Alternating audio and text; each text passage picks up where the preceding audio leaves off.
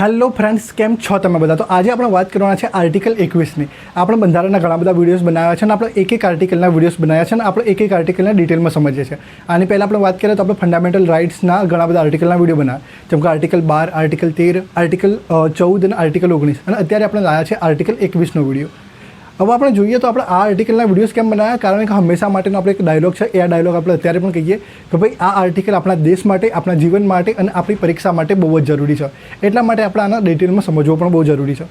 હવે જ્યારે આપણે આર્ટિકલ 21ની વાત કરીએ છીએ તો સૌથી મહત્ત્વની વસ્તુ અહીંયા આવે છે કે અહીંયા બે વસ્તુ આવે છે. શું છે? પ્રોસિજર ઇસ્ટાબ્લિશ બાય લો અને ડ્યુ પ્રોસેસ ઓફ લો. પણ આ દરેક વસ્તુ શું છે એ સમજતા પહેલાં આપણે સ્ટાર્ટ કરીએ આર્ટિકલ 21થી. આપણે ફંડામેન્ટલ રાઇટ્સની વાત કરતા હતા, એ તો ભાગ 3માં, બંધારણનો ભાગ 3 ફંડામેન્ટલ રાઇટ્સ એટલે કે મૂળભૂત અધિકારો. એમાં સૌથી પહેલાં આપણે વાત કરી હતી આર્ટિકલ 12ની. એમાં વાત હતી સ્ટેટની એટલે કે રાજ્યની પરિભાષા. હવે આપણે જે ફંડામેન્ટલ રાઇટ્સ એટલે કે આપણા જે મૂળભૂત અધિકારો છે એ આપણે આપણા રાજ્ય પાસેથી માગીએ છીએ. એનો શું મતલબ થયો કે ભાઈ ખાલી રાજ્ય જ આપણને ફંડામેન્ટલ રાઇટ્સને પ્રોવાઈડ કરી શકે છે. એટલા માટે આપણે એ સમજવું બહુ જ જરૂરી છે કે રાજ્ય કોણ છે. તો આપણે પહેલાં એ સમજ્યું. એ પછી આપણે સમજ્યા કે ભાઈ બંધારણ પહેલાંના જે કાયદાઓ હતા એ કાયદાઓ અને બંધારણ પછી એવા તો કેવા કાયદાઓ ના બનાવવા કે જે ફંડામેન્ટલ રાઇટ્સને વાયોલેટ કરે. તો એ વસ્તુ પણ આપણે સમજી.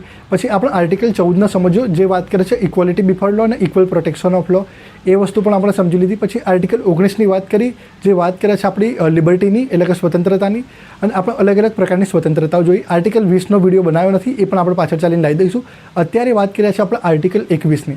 અને આર્ટિકલ 21ની વાત કરીએ તો આર્ટિકલ 21 બહુ જ મહત્ત્વનું છે. અને જ્યારે આપણે ઇમરજન્સીની વાત કરીએ તો ઇમરજન્સીમાં પણ આર્ટિકલ 21 અને આર્ટિકલ 20 છે એ બંધ થતા નથી. તો એ જ બહુ મહત્ત્વની વસ્તુ છે. એટલે કે આ બંને આર્ટિકલ ઇમરજન્સીના ટાઈમે પણ વેલિડ રહે છે. તો આર્ટિકલ 21ને સમજવું એટલા માટે જ બહુ મહત્ત્વનું અને બહુ જ જરૂરી બને છે. હવે આર્ટિકલ 21ની વાત કરીએ તો આર્ટિકલ 21 શું કહેવા માંગે છે? આર્ટિકલ 21 એમ કહે છે કે કાયદા દ્વારા નક્કી કરવામાં આવેલી કાર્યવાહી એટલે કે પ્રોસિજર ઇસ્ટાબ્લિશ બાય લો, એટલે કે કાયદાએ જે પ્રોસિજર નક્કી કરી છે એ પ્રક્રિયા સિવાય કોઈ વ્યક્તિની સ્વતંત્રતા કે તેનું જીવન છીનવી શકાય નહીં. એટલે કે કોઈની સ્વતંત્રતા નહીં છીનવાની અને કોઈનું જીવન નહીં છીનવાનું. તો જીવન અને સ્વતંત્રતા એનો શું મતલબ થયો? લાઈફ અને personal liberty. Life and personal liberty. અને એની સાથે જે ઘણા બધા ઉચ્ચારણ પણ થઈ શકે, જેમ કે ગુજરાતીમાં વાત કરીએ તો પ્રાણ અને દૈહિક સ્વતંત્રતા, પ્રાણ અને દૈહિક સ્વતંત્રતા. એની સાથે જ વાત કરીએ તો જીવન જીવવાનું અને શરીર સ્વાતંત્ર્યનું રક્ષણ, અને એની સાથે જ વાત કરીએ તો લાઈફ એન્ડ પર્સનલ લિબર્ટી. પણ વાત અહીંયાથી જ સ્ટોપ નથી થતી. અહીંયા વાત શું કહે છે કે ભાઈ આપણે કોઈનું જીવન નહીં છીનવી શકીએ, અને ના તો આપણે જીવન છીનવી શકીશું. પણ આપણે ક્યારે છીનવી શકીએ? તો આપણે છીનવી શકીશું કાયદા દ્વારા નક્કી કરવામાં આવેલી પ્રક્રિયાથી. તો કાયદા દ્વારા નક્કી કરવામાં આવેલી પ્રક્રિયા કઈ છે? એટલે એનો શું મતલબ થયો કે ભાઈ જે વિધિ દ્વારા સ્થાપિત પ્રક્રિયા છે એને શું કહેવાય? એટલે કે પ્રોસિજર ઇસ્ટાબ્લિશ બાય લો. તો આપણે બે વસ્તુ સમજવાની જરૂર છે. અત્યારે પ્રોસિજર ઇસ્ટાબ્લિશ બાય લો સમજીશું અને એના પછી સમજીશું ડ્યુ પ્રોસેસ ઓફ લો. હવે આર્ટિકલ 21 જોઈએ તો એમાં ડ્યુ પ્રોસેસ ઓફ લો એટલે કે વિધિની યથોચિત પ્રક્રિયા, આનો જે કોઈ ઉલ્લેખ છે એ આર્ટિકલ 21માં જોવા નથી મળતો. પણ તો પણ આપણે આ કેમ શીખ્યા છે એની પણ વાત કરીશું. પણ સૌથી પહેલાં આપણે આર્ટિકલ 21 હજુ સમજવાની કોશિશ કરીએ તો ભારતના બંધારણના 2 એક્ટની વાત કરીએ. આર્ટિકલ 21 શું કહે છે? તો આર્ટિકલ 21 એમ કહે છે કે ભાઈ no person shall be deprive of his life and personal liberty except according to procedure establish by law. એનો સીધે સીધો શું મતલબ છે કે ભાઈ આપણે જે પ્રોસિજર ઇસ્ટાબ્લિશ બાય લો છે એના સિવાય ભાઈ કોઈ પણ વ્યક્તિની પર્સનલ લિબર્ટી અથવા તો એની લાઈફ છીનવી શકતા નથી. તો અહીંયા મહત્ત્વની વસ્તુ એ છે કે લાઈફ એટલે શું? એટલે કે જિંદગી, જીવન એટલે શું, અને પર્સનલ લિબર્ટી એટલે કે સ્વતંત્રતા એટલે શું? તો અહીંયા બે વસ્તુ મહત્ત્વની છે. એક કે ભાઈ કોઈ વ્યક્તિની સ્વતંત્રતા અને એનું જીવન. તો જીવન અને સ્વતંત્રતા એટલે શું? તો દરેક વસ્તુને આપણે સમજીશું ડિટેલમાં. પણ અહીંયા સૌથી પહેલાં આપણે સમજી લઈએ કે પ્રોસિજર ઇસ્ટાબ્લિશ બાય લો શું છે અને ડ્યુ પ્રોસેસ ઓફ લો શું છે. તો પ્રોસિજર ઇસ્ટાબ્લિશ બાય લોને સમજવાની પહેલાં કોશિશ કરીએ, કારણ કે આપણે આર્ટિકલ 21માં વાત થઈ છે પ્રોસિજર ઇસ્ટાબ્લિશ બાય લોની. તો જ્યારે આપણે પ્રોસિજર ઇસ્ટાબ્લિશ બાય લોની વાત કરીએ છીએ તો એનું ગુજરાતીમાં કહેવાય છે વિધિ દ્વારા સ્થાપિત પ્રક્રિયા. તો પ્રોસિજર ઇસ્ટાબ્લિશ બાય લો શું કહે છે કે ભાઈ એવા કાયદાઓ કે જે લેજિસ્લેચરે બનાવ્યા છે અથવા તો કોમ્પિટન્ટ ઓથોરિટીએ બનાવ્યા છે. આપણે એક વિડીયો બનાવ્યો કોઈ કાયદાઓ કેવી રીતે બનાવાય, એમાં આપણે લેજિસ્લેચરની વાત કરી તો એ લેજિસ્લેચર જે રીતે કાયદાઓ બનાવે છે, તો લેજિસ્લેચરે કોઈ કાયદો બનાવી દીધો તો એ કાયદાની જે પ્રક્રિયા છે એ પ્રક્રિયા દ્વારા આપણે કોઈ પણ વ્યક્તિનું જીવન છીનવી શકીએ છીએ. તો અહીંયા લેજિસ્લેચર પ્લસ કોમ્પિટન્ટ ઓથોરિટી એ આવી જશે. એની સાથે જ બીજી વાત કરીએ તો આ શું કહેવા માંગે છે પ્રોસિજર ઇસ્ટાબ્લિશ બાય લો? જેમ કે ભાઈ લેજિસ્લેચરે કોઈ કાયદો બનાવી દીધો કે ભાઈ આ રીતે આપણે કોઈ વ્યક્તિનું જીવન છીનવીશું, તો આપણે શું કરીશું કે ભાઈ એ રીતે જ કોઈ વ્યક્તિનું જીવન છીનવી શકીએ છીએ. આર્ટિકલ 21 ત્યારે નહીં નડે વચ્ચે.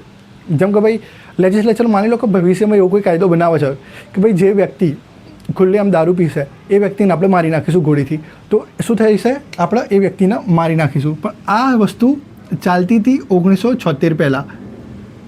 પણ આપણે 1976 પછીની વાત કરીએ તો પછી બીજી પણ એક વસ્તુ આવે છે બહાર, એને કહેવાય છે ડ્યુ પ્રોસેસ ઓફ લો. હવે ડ્યુ પ્રોસેસ ઓફ લો શું છે એને આપણે સમજવાની કોશિશ કરીએ અને પછી બંનેના કમ્પેરિઝનની વાત કરીશું. તો લેજિસ્લેચરે જે લો બનાવી દીધેલો છે એ લો જસ્ટ ફેર અને રિઝનેબલ છે કે નહીં એ તપાસવાનું કામ, અને એ તપાસીને પછી નક્કી કરાશે. એ જ વસ્તુ છે ડ્યુ પ્રોસેસ ઓફ લોના. તો બંનેનું આપણે તફાવત સમજીશું તો તમને વધારે ડિટેલમાં સારી રીતે ખબર પડશે કે ભાઈ કહેવા શું માગે છે આ બંને વસ્તુ. તો આપણે પ્રોસિજર ઇસ્ટાબ્લિશ બાય લો અને ડ્યુ પ્રોસેસ ઓફ લોને સમજવાની કોશિશ કરીએ. ડ્યુ પ્રોસેસ ઓફ લોના શું કહેવાય છે ગુજરાતીમાં? એને કહેવાય છે વિધિની યથોચિત પ્રક્રિયા. પ્રોસેસ ઓફ લોની વાત કરીએ તો એ લેવામાં આવ્યું હતું યુએસએથી, અને પ્રોસિજર ઇસ્ટાબ્લિશ બાય લોની વાત કરીએ તો એ લેવામાં આવ્યું હતું બ્રિટનથી. તો આ બંનેમાં શું ફરક છે આપણે સૌથી પહેલાં એ સમજી લઈએ. તો જે ડ્યુ પ્રોસેસ ઓફ લો છે એ વાત કરે છે પાવરની, એનો સ્કોપ થોડોક વધારે છે, એનો પાવર થોડોક વધારે છે. અને જ્યારે પ્રોસિજર ઇસ્ટાબ્લિશ બાય લોની વાત કરીએ તો એનો પાવર થોડોક ઓછો છે, એનો સ્કોપ થોડોક ઓછો છે. હવે જ્યારે આપણે લેજિસ્લેચરના સંદર્ભમાં જોઈએ છે તો લેજિસ્લેચર માટે જે ડ્યુ પ્રોસેસ ઓફ લો છે એ નેગેટિવ છે, પણ જ્યારે પ્રોસિજર ઇસ્ટાબ્લિશ બાય લો છે એ પોઝિટિવ છે. કેમ? કારણ કે લેજિસ્લેચર કોઈ પણ પ્રકારનો લો બનાવી દેશે તો એ શું થશે કે ભાઈ એ વેલિડ ગણાશે, લીગલ ગણાશે. એ પછી આપણે વાત કરીએ કોર્ટની, તો કોર્ટ માટે જે ડ્યુ પ્રોસેસ ઓફ લો છે એ પોઝિટિવ છે અને જે પ્રોસિજર ઇસ્ટાબ્લિશ બાય લો છે એ નેગેટિવ છે.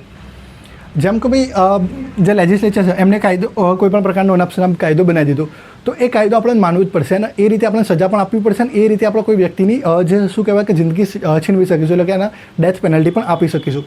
તો એના માટે તો આ પોઝિટિવ છે લેજિસ્લેચર માટે, પણ કોર્ટ માટે નેગેટિવ છે.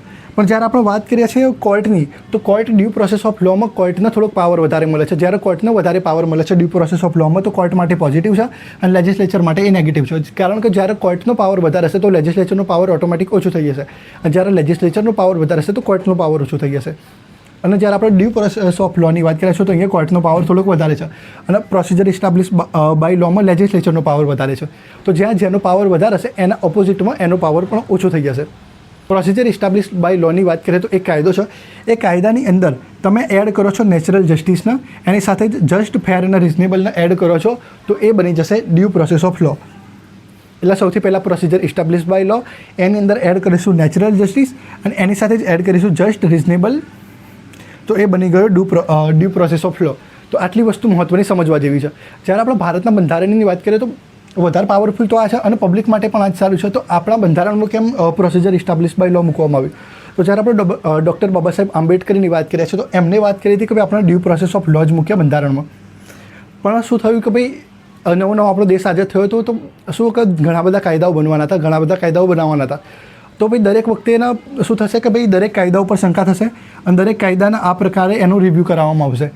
તો એવું કંઈક ના થાય એ માટે એ સમયે શું થયું કે ભાઈ મેજોરિટીએ વોટ આપ્યો હતો પ્રોસિજર ઇસ્ટાબ્લિશ બાય લોના, અને એટલા માટે જ આપણા બંધારણમાં મૂકવામાં આવ્યું પ્રોસિજર ઇસ્ટાબ્લિશ બાય લો. પણ આપણે અત્યાર હાલની વાત કરીએ તો અત્યાર હાલ આપણા માટે આ બંને વસ્તુને આપણે વેલિડ ગણીએ છીએ અને આ બંને વસ્તુને આપણે લઈને ચાલે છે. તો અત્યારે તો એવું શું થયું ને કયા કયા કેસોથી આ વસ્તુ થઈ એ આપણે થોડીક ડિટેલમાં સમજવાની કોશિશ કરીએ.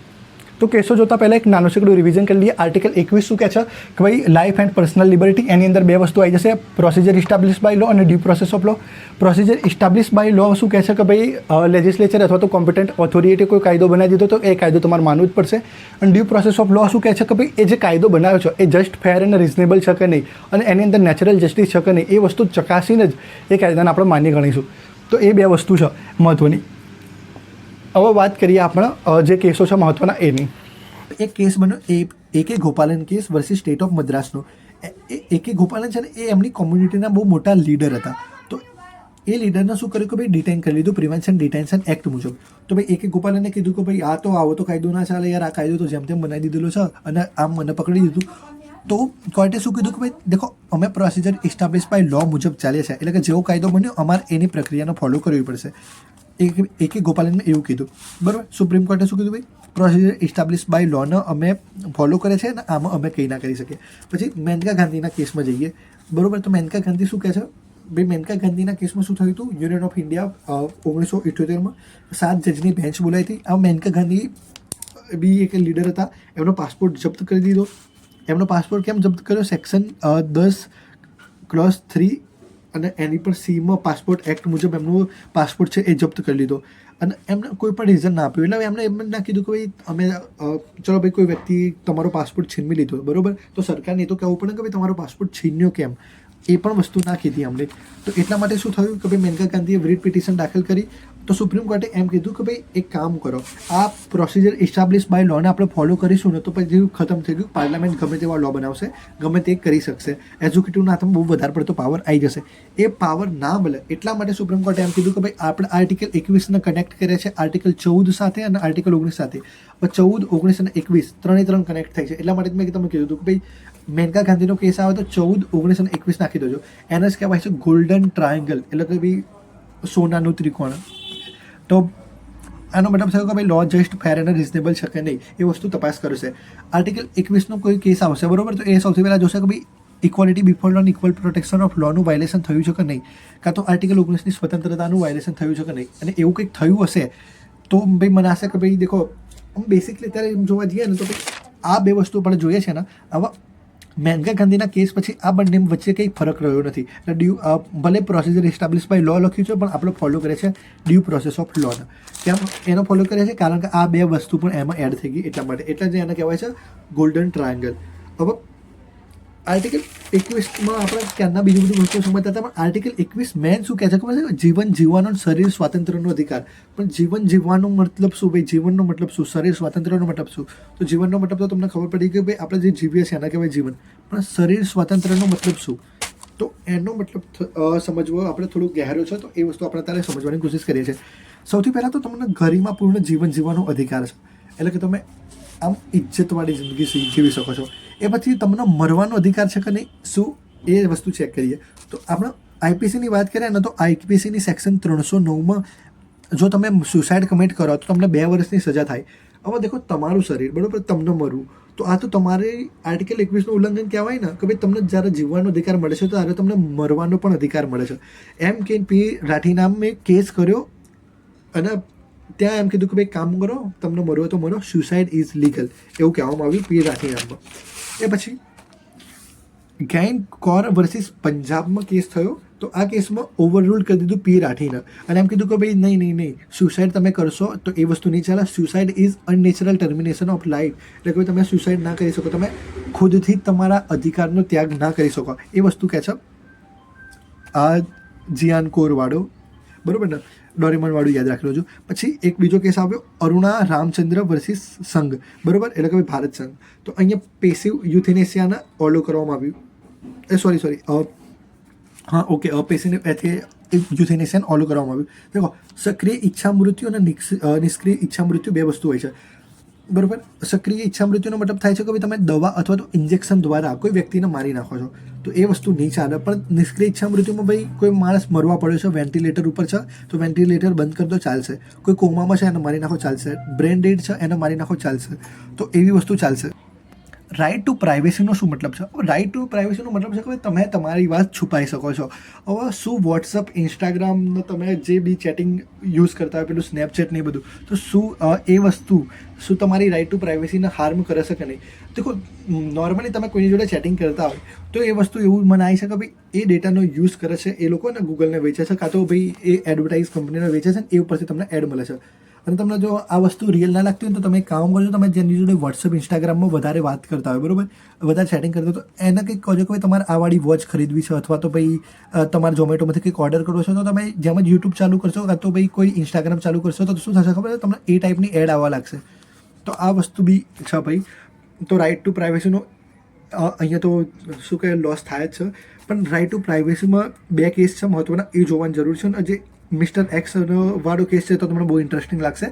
એ કેસ છે PUCL versus union of India. અહીંયા શું કહેવામાં આવ્યું કે ભાઈ જે ટેલિફોન ટેપિંગ છે એ વસ્તુ લીગલ નથી, બરાબર ને, એટલે કે તમે ટેલિફોન ટેપિંગ ના કરી શકો. હવે ટેલિફોન ટેપિંગને થોડુંક સમજવાની કોશિશ કરીએ.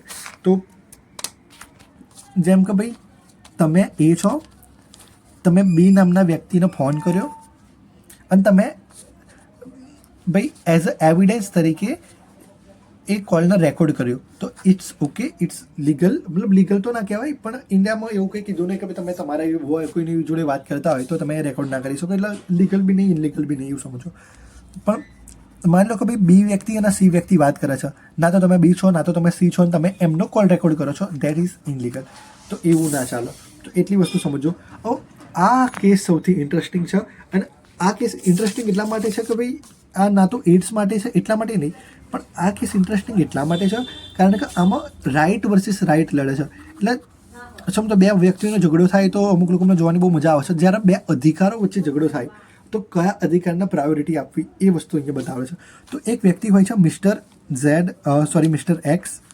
મિસ્ટર એક્સ બીમાર થઈ ગયા છે અચાનકથી, તો એનો ભાઈ એને હોસ્પિટલ લઈ જાય છે. એનો ભાઈ કાં તો એનો ગમે તે સંબંધી એને હોસ્પિટલ લઈ જાય છે, બરાબર. હોસ્પિટલમાં એના ઘણા બધા રિપોર્ટ કરવામાં આવે છે. તો રિપોર્ટમાં ખબર પડે છે કે ભાઈ એને HIV એડ્સ છે. હવે HIV એડ્સ તમને ખબર ના હોય તો એ જાતીય એક રોગ છે, બરાબર.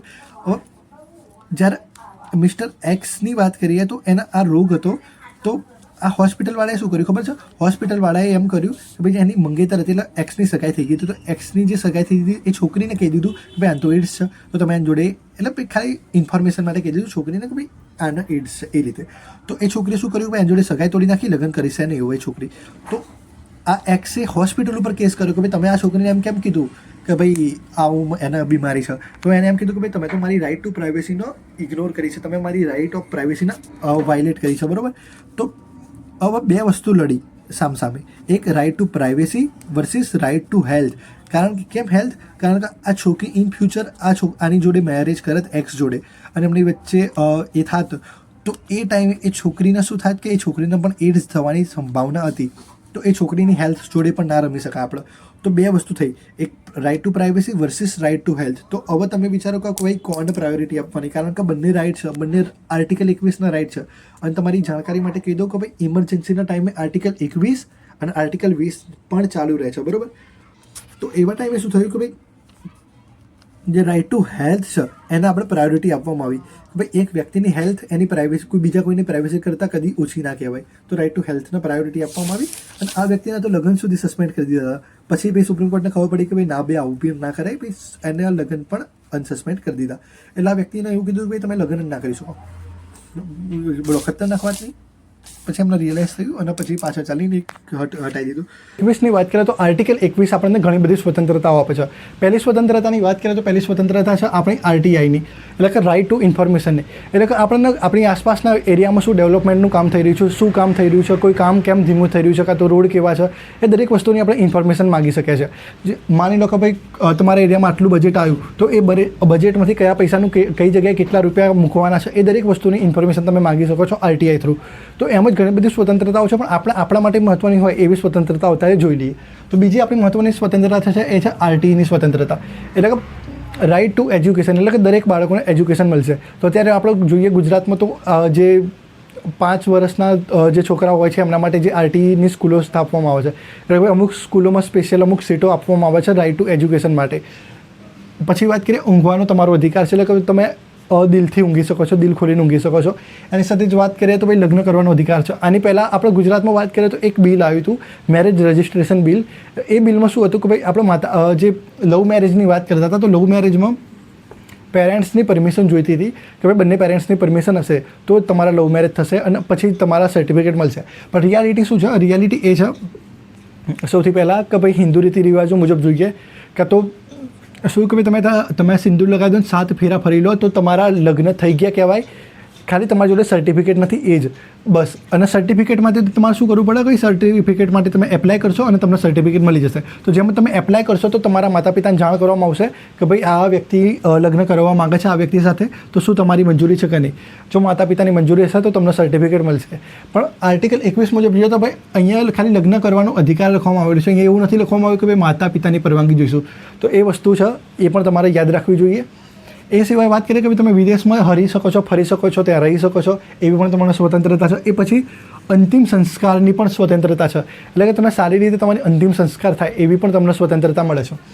એ સિવાય વાત કરીએ તો ઝડપી ન્યાયનો એટલે કે તમને ઝડપથી ન્યાય મળે એની પણ તમને સ્વતંત્રતા છે. એની સાથે વાત કરીએ તો તાત્કાલિક સારવાર. રસ્તામાં કોઈનું એક્સિડન્ટ થઈ ગયું તો તમે શું કરશો? ભાઈ ડાયરેક્ટલી એને જે એમ્બ્યુલન્સ બોલાવીને હોસ્પિટલ લઈને જશો તો તમારું કામ ત્યાં પૂરું થઈ જાય. હવે ત્યાં જઈને તમને એવું નહીં કહે કે ભાઈ આનું આ કઈ રીતે થયું, કાં તો ભાઈ પોલીસના દરેક વસ્તુ કહો તો તમને હેરાન નહીં કરે, તમને ધક્કા નહીં ખવડાવો. એ જ વસ્તુ તો કે ભાઈ તાત્કાલિક ઝડપી સારવાર. એ સિવાય વાત કરીએ તો હથકડી ન પહેરવાનો પણ તમારો અધિકાર છે. એની સાથે જ વાત કરીએ તો ભાઈ પ્રતિષ્ઠા સાથે જીવન જીવવાનો અધિકાર. એની સાથે જેલમાં હિંસા ના થાય તમારા વિરુદ્ધ, એનો પણ તમારી જોડે અધિકાર છે. એ સાથે જ વાત કરીએ તો ભાઈ પેન્શનનો પણ અધિકાર છે, એટલે કે તમને પેન્શન મેળવવાનો અધિકાર છે. એ સાથે જ વાત કરીએ તો સ્વચ્છ અને યોગ્ય પર્યાવરણમાં જીવવાનો રહેવાનો અધિકાર છે, સ્વચ્છ પાણીનો અધિકાર છે, પછી ઘોંઘાટ મુક્ત વાતાવરણમાં રહેવાનો તમારો અધિકાર છે, સાથે જ વીજળી મેળવવાનો તમારો અધિકાર છે. પછી જે આપણે જીવનની વાત કરીએ છીએ તો જીવનની સાથે જ પશુઓનું પણ જીવન આવી જાય છે, એટલે કે માણસનું તો જીવન આવે છે, એની સાથે સાથે પશુઓનું પણ જીવન આવે છે.